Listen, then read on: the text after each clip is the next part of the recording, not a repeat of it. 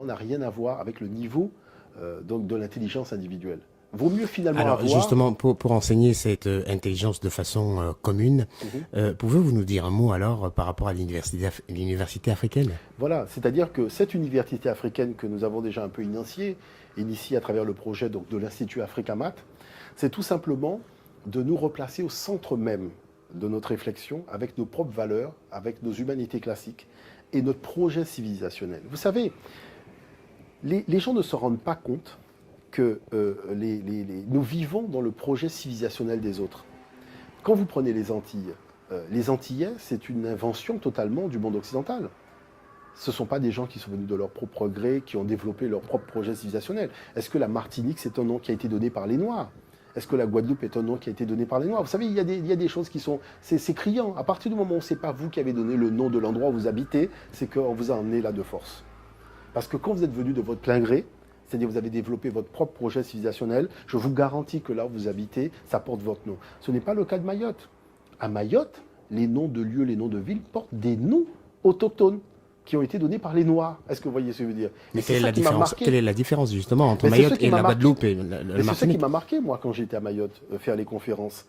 C'est que les noms de lieux ne sont pas des noms français, comparativement, je dirais, à ceux que nous vivons en Guadeloupe, en Martinique et en Guyane. Est-ce que vous voyez? Même en Afrique, même, beaucoup de noms de lieux sont des noms occidentaux. Est-ce que vous voyez ce que je veux dire par là? Donc ça veut dire que quoi? Ça veut dire que il faut arrêter de se mentir à soi-même. C'est-à-dire que quand vous rentrez dans un projet civilisationnel qui n'est pas le vôtre, et que vous cherchez dans le cadre d'un projet civilisationnel qui vous est étranger, le développement, c'est que vous êtes devenu fou. Vaut mieux construire un asile de fous et emmener ces gens-là dans l'asile. Parce que les gens sont de mauvaise foi, vous voyez. Et beaucoup de gens dont on dit qu'ils font partie de l'élite noire et compagnie, sont des gens en fait qui sont des demeurés au niveau de la réflexion intellectuelle. Et je ne le dis pas vraiment méchamment, je le dis tout simplement parce que je veux qu'à un moment, parce que ce sont des frères et des sœurs que nous aimons, et ce sont des frères et des frères que nous disons, vous avez, vous, en vous-même, la capacité d'aider le monde noir à sortir du problème. Mais il faut écouter votre cœur.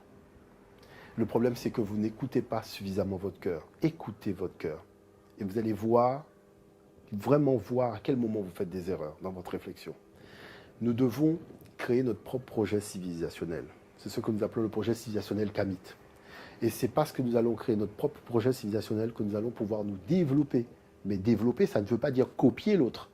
Ça veut dire que nous devons inventer notre propre définition de ce que c'est que le développement. Et c'est là encore, vous voyez, ce sont des exigences. Nous, on a un parcours culturel, un parcours historique particulier. On a une vision de ce que c'est que le développement, puisque ce développement, on l'a déjà accompli à de multiples reprises dans l'histoire africaine, que ce soit durant la période antique, que ce soit durant la période de l'Afrique impériale. J'expliquais par exemple dans une conférence où on était avec Kalamba Sapo que quand on prend la question de Descartes, le mot de Descartes, je pense donc je suis, et qu'on dit que Descartes a introduit la modernité dans la pensée, je tiens quand même à rappeler que le texte pharaonique Comment l'existant vient à l'existence, c'est un texte qui est même plus puissant que le texte de Descartes et qui remonte à l'Antiquité africaine. Vous voyez, donc cette modernité, là, ça montre bien que l'Afrique Tire son origine. Ah oui, depuis l'Antiquité. Donc ça veut dire que quoi? Ça veut dire que venir nous citer Descartes, alors que nos ancêtres ont élaboré des textes qui sont encore plus puissants que Descartes, quand il dit je fais à l'existence, donc j'existais, vous voyez, montre bien que en fait, on ne maîtrise pas ces humanités classiques africaines. On est dans le projet civilisationnel de l'autre. On s'est complètement oublié. On est complètement perdu. Et on pense que par l'imitation, on va pouvoir se développer. Je pense qu'il faut arrêter de mentir. C'est de la même chose aussi à propos de la fraternité. Je vois des frères, des sœurs qui se battent dans le projet républicain. Bon, je dis, à un moment, il faut quand même se réveiller. Je le dis tout simplement parce que moi, j'en faisais partie aussi il y a quelques années. Mais j'avais des garde-fous.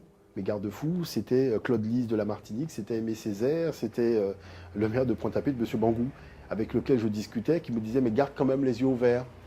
Parce que le problème fondamental, c'est quoi? Le problème fondamental, c'est que la République crée des ghettos. L'équipe de France de football est devenue un ghetto. C'est comme l'équipe de basket, c'est comme l'équipe de... Est-ce que vous voyez ce que je veux dire par là? C'est-à-dire qu'on fait grand cas d'un certain nombre de choses, alors qu'on voit bien qu'on a ghettoisé des pans d'activité, ce qui est quand même, je dirais, assez marquant. La deuxième chose, c'est qu'il y a eu la problématique de l'esclavage, dans les départements et territoires d'outre-mer. Bon, et l'essence même de cet esclavage est encore vivant. On a aboli, je dirais, les choses dans le droit, mais dans les faits, les choses sont restées telles quelles. Le pouvoir économique appartient toujours aux mêmes, la gestion des affaires, c'est toujours les mêmes. Est-ce que vous voyez ce que je veux dire? Il faut quand même arrêter à un moment de mentir aux gens.